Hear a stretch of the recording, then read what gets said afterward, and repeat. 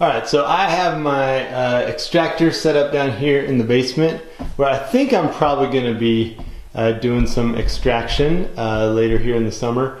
But until then, I just have it stored down here, and I thought I'd make a quick video just kind of showing how it works. When it comes, this is all coated in plastic, which gives it a good protection. You just got to peel that stuff off, and then you do have to install this bung or tap, whatever you want to call it. And the way that works is you just kind of loosen it up, and there's your exit for your honey. And this guy comes off so you can clean it.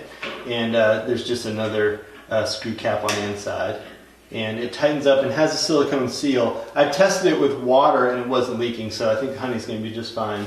You do have to install the legs, and you just screw these guys on with some bolts. There's 3 of them.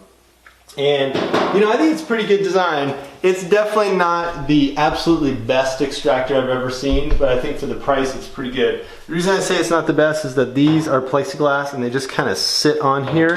And, you know, that's pretty good, but the one I've seen that was a little better actually had some hinges on there. You could probably add your own hinges. Anyway, without any other things to say, let me just show you what it's like to actually spin a tray. And this is obviously a new tray that I haven't used this summer yet. But the way this works is you've got a rack in there, and it's a little bit like a dishwasher or something like that. And you can put 4 trays in at a time, and this is a 18-inch by 9-inch tray. The basic, you know, standard tray. Now if you run with like a Waré hive or some kind of non-standard hive, obviously you'll have to sort of figure something out, because this is set up straight away for standard trays.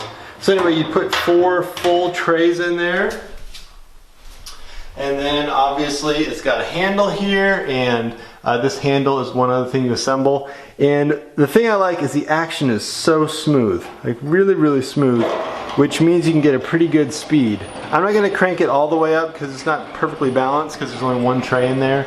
But with 4 trays you get good centrifugal force.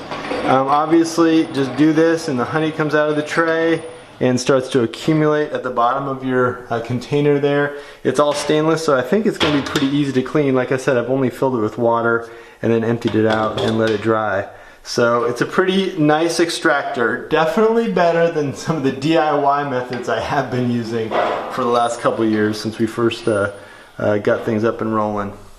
Anyway, that's the extractor. If you have any questions, go ahead and post them in the comments, and I'll make a few more notes in the text itself of this review. But I'm pretty psyched to have gone up a notch in my honey making equipment with this extractor.